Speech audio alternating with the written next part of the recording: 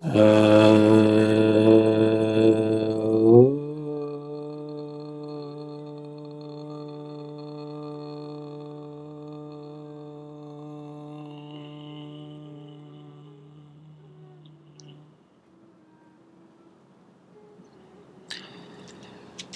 मेरे बहुत ही प्रिय और बेहद सम्मानित साथियों, हृदय की असीम गहराइयों से अभिनंदन, बहुत बहुत हार्दिक स्वागत। साथियों, जब भी किसी योग्य व्यक्ति के विवाह का रिश्ता, विवाह के रिश्ते की बात आगे बढ़ती है, परिवार आपस में मिलते हैं, भावी जो वर वधू हैं वो भी आपस में मिलते हैं, लेकिन किसी कारणवश ऐसा हो जाता है, कई बार ऐसा देखा गया है कि 1, 2 या 3 मुलाकातों के बाद में बिना किसी कारण के ही वर, भावी कहें तो ज्यादा अच्छा रहेगा, वर के द्वारा वधू को या वधू के द्वारा वर को रिजेक्ट कर दिया जाता है। और चूंकि उनका 2-3 भेंट वार्ता में, 2-3 मुलाकातों में ही इतना आत्मीय संबंध हो जाता है, इमोशनली वो एक दूसरे से इतने अटैच्ड हो जाते हैं कि वो ये ठान लेते हैं कि मुझे विवाह करना है तो इसी व्यक्ति से करना है। हजारों लाखों ऐसे कमेंट्स हमारे चैनल पर हैं।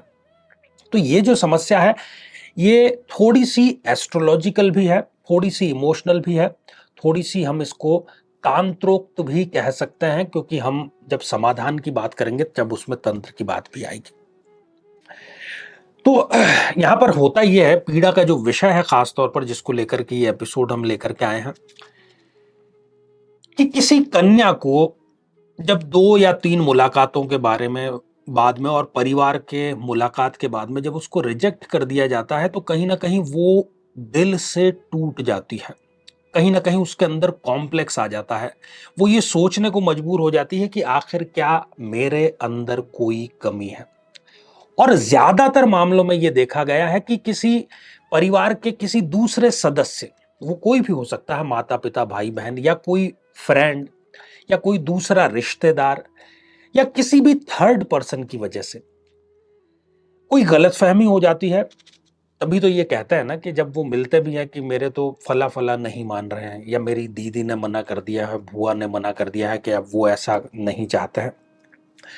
तो किसी भी रिश्ते में जो कि अभी तक पक्का नहीं हुआ है, बातचीत चल रही है और सामने वाले पक्ष की तरफ से किसी व्यक्ति ने शादी के लिए मना कर दिया है, कोई गलतफहमी जो है वो आ गई है, तो कुल मिलाकर के आपने जैसे थंबनेल भी पढ़ा कि जिसने रिजेक्ट किया है आपको, उसी से होगी आपकी शादी। और यूट्यूब पर हम, हमारे आचार्य चंद्रकांत चैनल पर इस प्रकार के बहुत से उपाय आपको शीघ्र विवाह के मिल जाएंगे, लेकिन ये अपने आप में एक्सक्लूसिवली इसलिए है कि आप उस पर्सन जिसने कि आपके विवाह होने वाला ही था लगभग, उसमें बाधा उत्पन्न कर दी है, उसके लिए आज का ये विशेष चमत्कारिक वशीकरण मंत्र जो साधना है, ये खास तौर पर आपके लिए है।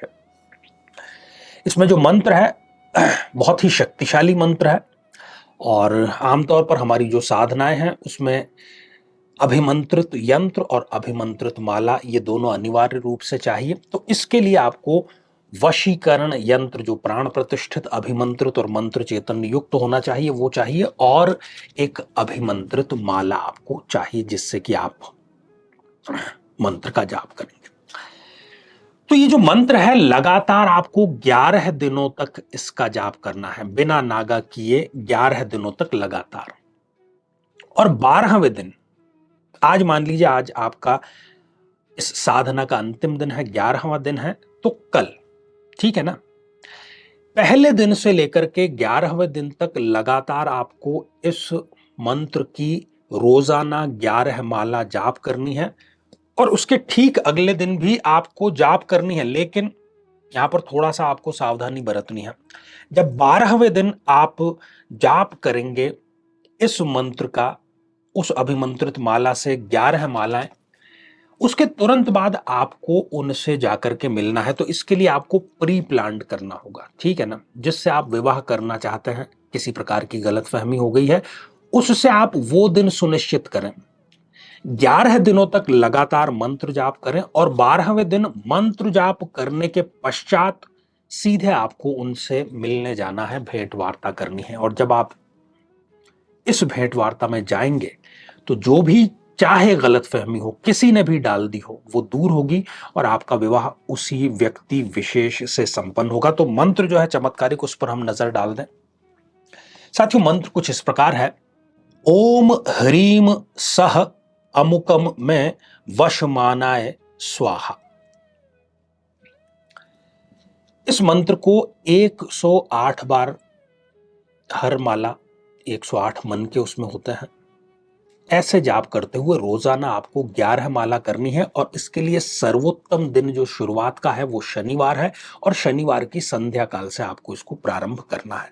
अब इस मंत्र में आपने जैसा कि देखा कि इसमें अमुकम आया है, तो जो अमुकम है उस स्थान पर आपको उस व्यक्ति का नाम लेना है।